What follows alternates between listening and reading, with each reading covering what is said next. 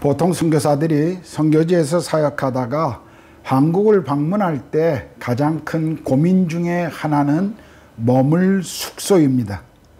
이번에도 코로나 때문에 많은 선교사들이 한국으로 나갔는데 그곳에 간 선교사들의 가장 어려운 문제 중에 하나가 여전히 머물 숙소였습니다. 저도 선교지에 있으면서 한국을 방문할 때마다 항상 먼저 찾았던 곳이 머물 숙소였습니다. 그러다가 몇 년 전에 아이들도 대학을 졸업하고 난 이후에 기숙사에서 나와야 하기 때문에 살 집이 필요하여 조그만 평수의 아파트를 청약하여 임대 아파트를 당첨되어 들어간 적이 있습니다. 작은 아파트였지만 한국에 도착하면 인천공항에서 바로 리무진 버스를 타고 갈 수 있는 집이 있다고 하는 사실이 얼마나 행복한 일인지를 그때 저는 알 수가 있었습니다. 그런데 오늘 본문을 보면 돌아갈 곳이 없었던 한 사람의 생애를 소개하고 있습니다. 아니, 어떤 의미에서 돌아갈 고향이 없었던 것이 아니라 더 나은 고향을 바라보고 살았던 사람이었습니다. 그는 아브라함이었습니다.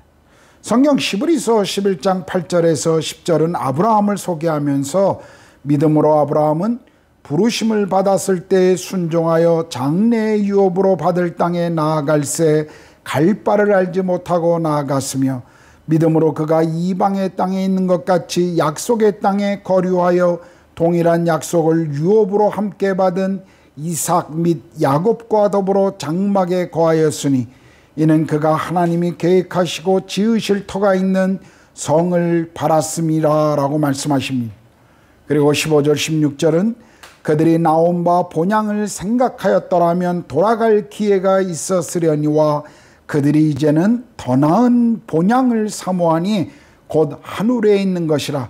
이러므로 하나님이 그들의 하나님이라 일컬음 받으심을 부끄러워하지 아니하시고 그들을 위하여 한 성을 예비하셨느니라고 말씀하셨습니다. 흔히 우리는 아브라함을 믿음의 조상이라고 부릅니다. 성경은 아브라함을 향해서 믿는 자들의 조상이라고 소개하고 또 성경은 모든 그리스도인들이 영적으로 아브라함의 후손이라고 말하고 있습니다. 심지어 하나님을 표현할 때마다 성경은 아브라함의 하나님, 이삭의 하나님, 야곱의 하나님이라고 말씀하십니다. 그는 지금도 우리의 신앙의 본보기가 되고 있습니다. 그러나 아브라함이 우리와 다른 어떤 특별한 사람이었기에 믿음의 본보기가 된다면 우리는 아브라함에게 배울 것이 별로 없을 것입니다. 성경을 읽어보면 아브라함은 갈대아 우르에서 우상을 섬기던 집안의 사람이었습니다. 이런 모습을 보면 아브라함이 좋은 사람이었거나 하나님 보시기에 특별한 사람이기 때문에 선택한 것이 아니었다라는 것입니다. 하나님께서 아브라함을 선택하신 것은 전적인 그분의 은혜였습니다. 성경은 아브라함의 삶을 그대로 보여주고 있는데 이제 우리는 아브라함의 삶을 추적하면서 그가 가졌던 믿음의 순종과 축복, 그리고 그의 인생에서 가졌던 갈등과 위기와 실패를 보면서 배우기를 원합니다. 이제 본문을 보겠습니다. 먼저 1절에서 3절을 보면 하나님께서 떠나라고 하는 말씀에 아브라함이 순종하는 것을 봅니다. 1절입니다. 여호와께서 아브라함에게 이르시되 너는 너의 고향과 친척과 아버지 집을 떠나 내가 내게 보여줄 땅으로 가라. 고향, 친척, 아버지 집을 떠나라고 말씀하십니다. 아버지 집을 떠난다는 것은, 고향을 떠난다는 것은 실로 많은 망설임과 갈등을 갖게 합니다. 당신은 시족사회에서 부족사회로 넘어가던 시기였습니다. 자신의 가족만이 자신을 보호해 줄 수 있는 대상이었고 가족과 친척만이 유일하게 믿을 수 있는 시대였습니다. 이런 시대에 옆 동네로 이사가는 것도 아니고 무려 1600km가 넘는 떨어진 그 가나안까지 여행한다는 것, 그것은 결코 쉬운 일이 아니었습니다. 지금이야 이 거리가 별로 먼 거리가 아닐 수 있습니다만 당시에는 수개월 동안 온갖 그 길의 강도와 생명의 위협을 감수하고 가야 하는 거리였습니다. 더욱이 4절을 보면 아브라함이 하란을 떠날 때 나이가 75세였습니다. 75세의 나이는 지금도 그렇지만 당시에도 결코 여행하기 쉽지 않은 나이였습니다. 그러나 하나님의 부르심에 있어서 아브라함에게 나이는 문제가 아니었습니다. 성경을 보면 모세는 하나님께 부르심을 받을 때 80세였으며 갈렙은 하나님의 주신 땅을 기업으로 취할 때 85세였습니다. 이런 것을 보면 하나님의 부르심에 순종하는 데 있어서 나이는 단지 숫자에 불과하다는 것을 알게 됩니다. 그럼에도 불구하고 편안하고 익숙한 환경과 그 모든 것을 두고 이 늙은 나이에 떠난다는 것은 결코 쉽지 않은 결정이었습니다. 그런데 아브라함은 순종합니다. 여러분은 이렇게 하나님의 뜻에 순종하기 위해 떠나보신 적이 있으십니까? 아마 여러분도 인도까지 오는 데 있어서 여러 가지 치러야 할 대가가 있었을 것이라고 생각합니다. 저도 그랬습니다. 가기 싫어하는 가족들을 이해시키고 달랜 남편들도 있을 것입니다. 연로하신 부모님을 두고 떠나는 것이 옳은가 하고 고민하신 분들도 있었을 것입니다. 지금은 오고 싶지 않은데 나 혼자 남겨진 남편 때문에 들어온 아내들도 있었을 것입니다. 우리가 하나님의 부르심에 순종하기 위해서는 이렇게 늘 지불해야 될 대가가 있다는 것을 우리는 알 수가 있습니다. 오늘 본문을 보면 하나님은 아브라함을 부르실 때 구체적으로 어디로 가라고 말씀하지 않으셨습니다. 그저 내가 너에게 보여줄 땅으로 가라고 하셨습니다. 그 땅이 구체적으로 어떤 땅인지 말씀하지 않으셨습니다. 그저 순종하여 가라고 말씀하신 것입니다. 믿음은 순종으로 입증됩니다. 그러나 우리가 오해하지 말아야 할 것은 믿음이 맹목적인 맹신이 아니라는 것입니다. 믿음은 우리를 부르신 하나님의 말씀에 기초합니다. 믿음은 그 순종은 하나님과의 관계에서 나옵니다. 오스기니스라고 하는 분이 그가 저자했던 책 소명이라는 책에서 이렇게 말씀했습니다. 소명에는 모든 것에 우선하는 그 부르심과 여러 부르심이 있다. 우리는 누군가에 의해 부름받은 것이지 무엇인가나 또는 어디인가에 부름받은 것이 아니다 라고 그는 그의 책에서 기록하고 있습니다. 이 말은 1차적으로 하나님께서 우리를 부르신 것이 다른 어떤 것보다도 중요하다라고 하는 사실을 지금 말해주고 있는 것입니다. 우리를 부르신 분이 중요하지 부름받은 도시나 장소나 일이 더 중요한 것이 아니라는 것입니다. 부르는 자가 없는 소명은 공허합니다. 열심히 하지만 목적이 분명하지 않습니다. 그러므로 우리는 먼저 우리를 부르신 하나님 앞에 응답해야 합니다. 믿음으로 순종하는 데 있어서 그분과의 관계는 항상 다른 그 어떤 것보다도 우선이라는 사실을 잊지 마십시오. 아브라함이 오늘 순종할 수 있었던 이유, 그 이유는 그가 만났던 하나님과 그분이 하신 약속 때문이었습니다. 2절 3절입니다. 내가 너로 큰 민족을 이루고 내게 복을 주어 내 이름을 창대하게 하리니 너는 복이 될지라. 너를 축복하는 자에게는 내가 복을 내리고 너를 저주하는 자에게는 내가 저주하리니 땅의 모든 족속이 너로 말미암아 복을 얻을 것이라 하신지라. 한마디로 복을 주어서 큰 민족을 이루고 장대하게 되며 축복의 근원이 되고 그 축복의 통로가 될 것이다 라고 하는 약속이었습니다. 하나님께서는 아브라함에게 큰 민족을 이루겠다고 약속하셨을 때 아브라함은 자식이 하나도 없었으며 심지어는 나이마저도 많은 노인이었습니다. 나중에는 사라가 생리가 끊어져 더 이상 아기를 낳을 수 없는 상태가 됩니다. 이런 모습들을 보면 이 축복을 이어가시는 분은 하나님이시지 아브라함의 어떤 열심이나 그가 가지고 있는 어떤 노력이 아니라는 것을 분명히 우리에게 보여주고 있습니다. 땅의 족속이 너로 말미암아 복을 얻을 것이라고 하는 이 약속은 정말 중요한 약속입니다. 하나님이 아브라함을 축복하신 목적은 아브라함만을 위한 것이 아니라 아브라함을 통하여 땅의 모든 족속들이 하나님의 복이 되도록 하시기 위함이었습니다. 아브라함의 후손인 이삭, 야곱, 요셉에게도 이 약속은 반복됩니다. 따라서 하나님께서 족장들을 축복하신 이유도 모든 민족을 구원하시기 위함이었습니다. 선지자들도 모든 민족이 하나님을 알게 되어 구원받게 될 것이라고 선포할 때마다 이 약속의 중요성을 강조했습니다. 모든 민족은 아브라함의 씨로 복을 받게 될 것입니다. 이 약속은 훗날 이 땅에 메시아로 오신 예수 그리스도의 삶과 죽음과 부활로 성취될 것입니다. 하나님께서 아브라함에게 씨를 약속했을 때 거대한 구속의 계획에서 보면 이 약속은 예수 그리스도 안에서 성취된 것입니다. 그래서 바울은 갈라디아서 3장 28절 29절에서 너희는 유대인이나 헬라인이나 종이나 자유인이나 남자나 여자나 다 그리스도 예수 안에서 하나이니라. 너희가 그리스도의 것이면 곧 아브라함의 자손이요 약속대로 유업을 이을 자니라고 말씀하십니다.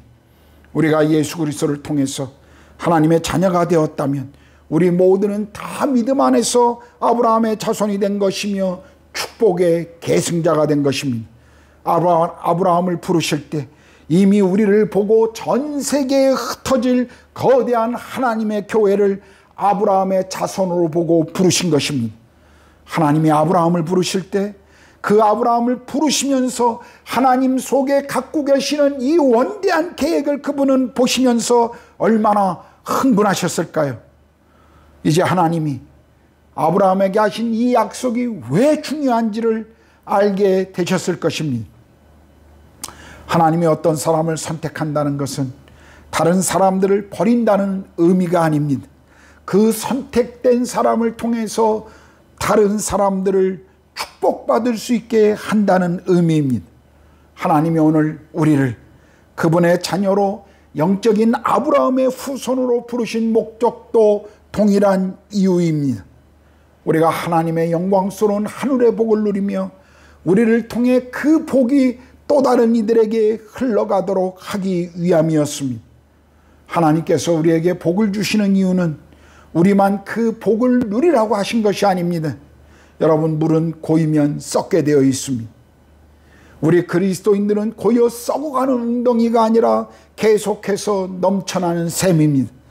영적인 하늘의 복이든 이 땅에서 주신 세상의 복이든 그것은 우리가 움켜 쥐고 있으라고 주신 것이 아니라 넘쳐 흘러 보내라고 주신 것임을 기억해야 합니다.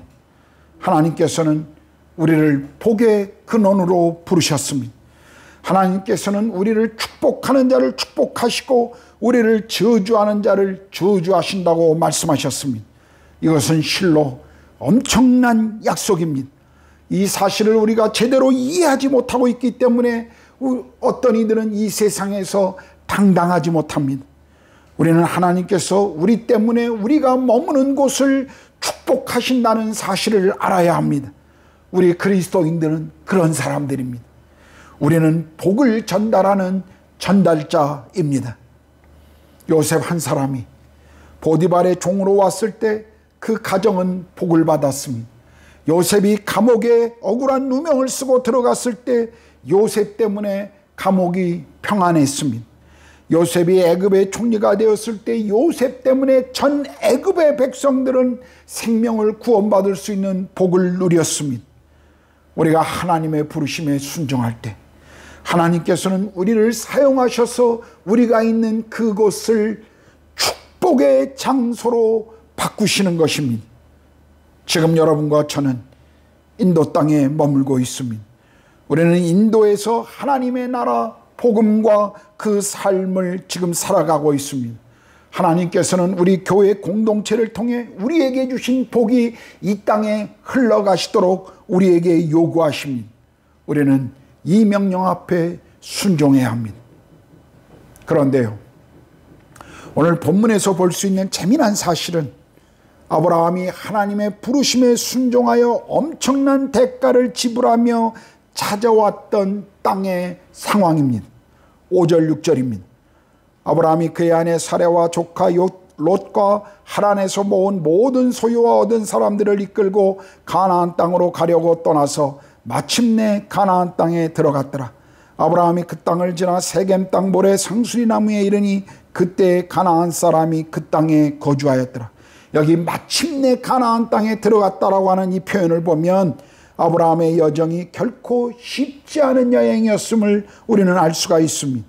더욱이 약속의 땅이라고 순종하고 왔는데 그 땅에 가나안 사람들이 살고 있었습니다. 이상하지 않습니까? 아브라함은 지금 하나님의 명령에 순종하여 여기까지 왔습니다. 모든 것을 포기하고 순종의 길을 걸었습니다. 모든 것을 포기하고 순종의 길을 걸으면 이제 우리는 다 익은 맛있는 그 열매를 거두면 될 것이라고 하는 환상이 늘 우리에게 있습니다. 하나님은 순종한 아브라함을 위해 모든 것을 잘 준비하고 아브라함을 기다리셔야 하는 것 아닌가, 그런 생각을 우리는 갖고 있습니다. 우리가 하나님께 순종한다면 하나님께서 모든 것을 준비하시고 형통하게 해야 한다라고 생각합니다. 그러나 성경을 읽어보십시오. 그렇지 않습니다. 우리가 하나님께 순종해도, 우리가 그분의 뜻을 따라가도 우리에게 문제는 여전히 찾아올 수 있으며 어려움은 계속 될 수 있습니다. 우리가 결혼할 때 우리는 한 남자와 한 여자를 사랑하여 인생을 걸었습니다. 이 남자가 있으면 언제나 행복할 것 같고 이 여자만 있으면 인생의 어떤 어려움도 이겨나갈 수 있을 것 같았지만, 그러나 결혼 이후에 실제 우리의 삶은 어떻습니까? 이 직장만 가지고 있다면 나와 우리 가족은 안정되게 될 것이라고 생각했는데 시간이 흘러가면서 정말 그럴까요? 순종이 숙명과 다른 것은, 숙명은 어쩔 수 없이 받아들이고 가는 것이지만 순종은 나와 동행하시는 분을 의지하며 함께 가는 것입니다. 그리고 순종의 축복은 한 번의 결심으로 얻을 수 있는 것이 아니라 매일매일 삶에서 그분께 순종하며 이루어가는 것임을 우리는 늘 기억해야 합니다. 아브라함을 보십시오. 7절 8절입니다. 여호와께서 아브라함에게 나타나 이르시되 내가 이 땅을 네 자손에게 주리라 하신지라. 자기에게 나타나신 여호와께 그가 그곳에서 제단을 쌓고 거기서 베델 동쪽 산으로 옮겨 장막을 치니 서쪽은 베델이요 동쪽은 아이라.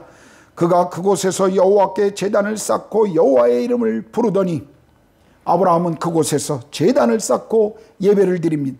주변 환경은 아무것도 변한 것이 없지만 그는 예배함으로 하나님의 약속을 계속 신뢰합니다.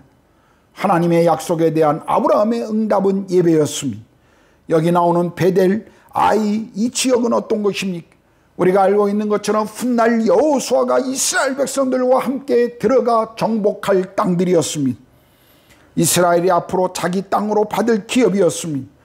지금은 아무것도 눈에 보이지 않지만 하나님이 말씀하신 그 땅에서 아브라함이 지금 드리고 있는 이 예배는, 믿음은 보이지 않는 것들의 실상이라는 것을 우리에게 보여주고 있는 것입니다.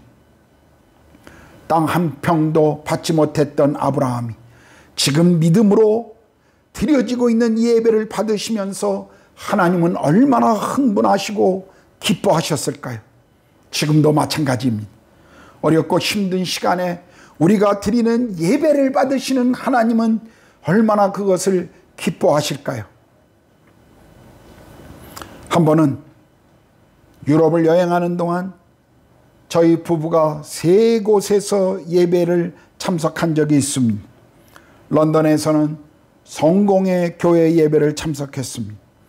파리에서는 제 선배가 사역하는 한인교회에서 예배를 드렸습니다.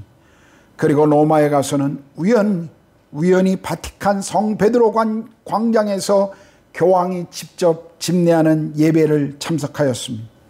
그런데 가장 제 마음을 아프게 했던 예배는 로마였습니다. 어마어마한 사람들이 광장에 모여 있고 사람들은 교황에게 환호하고 있었지만 그 예배에 하나님은 계시지 않았습니다. 하나님의 영광과 임재가 없는 예배, 그것은 쇼의 장소였지 예배의 장소는 아니었습니다. 요한복음 4장에서 예수님이 만났던 한 사마리아 여인은 주님께 이렇게 질문합니다. 우리 조상들은 이 산에서 예배하였는데 당신들의 말은 예배할 곳이 예루살렘에 있다 하더이다. 지금 이 여인의 관심은 예배의 장소였습니다. 사마리아와 예루살렘 중 어디가 진정한 예배의 장소인가를 질문한 것입니다. 그러나 주님은 이 여인에게 아버지께 참되게 예배하는 자들은 영과 진리로 예배할 때가 오나니 곧 이때라. 아버지께서는 자기에게 이렇게 예배하는 자들을 찾으시느니라. 하나님은 영이시니 예배하는 자가 영과 진리로 예배할지라고 답변해 주셨습니다. 예수님은 장소가 중요한 것이 아니라 예배하는 자의 그 태도가 중요하다를 강조하신 것입니다. 주님은 우리가 있는 자리가 바로 예배의 자리임을 가르치십니다. 지금 여러분이 있는 곳, 가정이 바로 그곳이 여러분이 하나님의 나라를 이루어가는 예배의 자리입니다. 여러분이 월요일부터 일하러 가는 그 직장이 바로 예배의 장소입니다. 우리는 비록 지금 예배 장소에서 함께 모이지 못하고 있지만 예배자의 삶을 잊어서는 안 됩니다. 우리가 예배를 상실할 때 우리는 하나님으로부터 멀어지게 될 것입니다. 그러므로 공적 예배든 개인적인 예배이든 예배를 귀히 여기고 예배의 생명을 걸어야 합니다. 우리가 예배에서 하나님을 경험하지 못한다면 우리 신앙생활은 결코 성장하거나 승리할 수 없을 것입니다. 한 사람의 신앙은 그가 어떻게 주님을 만나며 예배하는가를 보면 알 수 있습니다. 우리는 지금 코로나 때문에 대면 예배를 드리지 못하고 있습니다.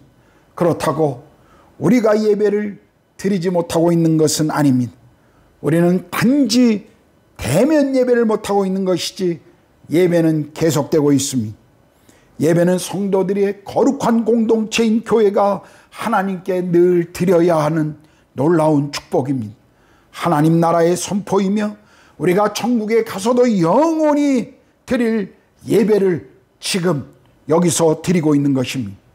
모일 수 없다 할지라도 각 가정에서 공동체 예배를 사모하며 여러분 기대하십시오. 기대해 주십시오. 영상을 보며 드리는 예배도 역시 거룩한 예배이며 하늘문을 여시고 주님의 보좌가 우리 앞에 열리며 하나님이 받으시는 거룩한 예배라는 사실을 기억하십시오. 그저 안 모여도 되고 일주일 동안 잊고 살다가 주일 영상을 보는 것으로 대체할 수 있는 가벼운 그런 예배가 아닙니다. 목사로서 간절히 여러분에게 부탁드립니다. 지금 어디서든 드리는 그 영상 예배를, 그 우리의 예배를 기쁘게 받으실 그 하나님 앞에서 신령과 진정으로 드리시기를 부탁드립니다. 아브라함의 그 축복이 지금 흩어졌으나 마음으로 그리고 영으로 공동체를 이루고 진정한 예배를 주님께 드리시는 성도들에게 그 축복이 임하기를 소망합니다. 이제 설교를 마무리하겠습니다. 세상 가운데 하나님을 모르고 살았던 그 아브라함을 하나님은 부르셨습니다. 이것은 전적인 하나님의 은혜였습니다. 우리도 하나님 없이 살던 사람이었습니다. 그런데 하나님께서 먼저 우리를 찾아와 주셨고 예수 그리스도를 통해 우리를 어둠과 죄악 가운데서 빛으로 구원해 주셨습니다. 복의 근원이 되게 하셨고 복이 흘러가는 통로가 되게 하셨습니다. 이 모든 것들은 우리의 수고와 노력으로 얻어진 것들이 아니라 하나님의 무조건적인 은혜였습니다. 그렇다면 우리도 아브라함의 후손으로서 이 땅에서 하나님의 복이 흘러가게 하는 축복의 통로가 되어야 합니다. 여러분, 축복의 통로가 되는 것, 그것은 그냥 되는 것이 아닙니다. 매일의 삶에서 하나님을 알아가고 그분을 만나야 합니다. 그분을 예배해야 합니다. 그래야 우리는 이 땅에서 우리를 부르신 목적대로 살 수 있습니다. 주일에 흩어진 공동체로 드리는 이 예배를 여러분 진정으로 드리십시오. 성령님을 구하시고 충만하게 예배하십시오. 매일 아침 또는 저녁 매 순간 성경을 보시고 기도하시면서 예배를 드리시고 이 땅을 향해 우리를 부르신 그 하나님을 만나십시오. 매일매일 주님이 부르신 땅에서 순종하며 축복의 통로가 되어 하나님께서 흘러보낼 그 은혜를 구하십시오. 하늘을 향하여 은혜 주실 하나님 그 아버지를 향하여 우리를 인도하실 성령님을 향하여 마음을 열고 생각을 집중하고 기다리며 매일매일 순종하며 주님을 따라가십시오. 여러분, 우리는 지금 혼자가 아닙니다. 우리 모두 주님을 따르며 예배하는 자들, 그들은 함께 가는 것입니다. 함께 중보하며 격려하며 이 어려운 때를 견뎌내고 살아내어 열매를 맺어 우리 믿음의 다음 세대인 우리 자녀들에게 간증이 있는 삶이 되시기를 축복합니다. 어려운 시대를 살아내야 간증이 있는 것입니다. 여러분, 모든 것이 평탄하고 쉬우면 우리 인생에 하나님을 만나는 간증이 없습니다. 어려워야, 우리 삶에 고난이 있어야 우리는 그 삶을 이겨낸 간증이 우리 삶에 있는 것입니다. 노후에 평생 주님과 험한 산 거친 골짜기를 걸으며 그 속에서 버티며 이겨낸다라고 하는 그 간증을 우리 자녀들과 손자 손녀들에게 하실 수 있는 축복이 여러분에게 임하시기를 바랍니다. 지금 이 코로나 팬데믹의 환경을 우리는 피할 수 없습니다. 언제 끝날지 모르는 이 상황 속에 있지만, 그러나 우리는 인도에서 지금 살아내야 하고 이겨내야 하고 승리해야 하고 하나님의 축복을 받아서 흘러보내야 하는 그 부르심 가운데 우리는 있는 것입니다. 우리는 거룩한 주님의 군대의 전우들입니다. 함께 기도하며, 영상이지만 함께 영으로 예배하며 꼭 함께 승리하시기를 정말 간절히 기도합니다. 하나님께서 우리를 부르셔서 예배하게 한 이 땅 인도에서 하나님의 복을 흘러가게 하는 축복의 통로로 모두가 사용되기를 축원합니다. 기도하겠습니다.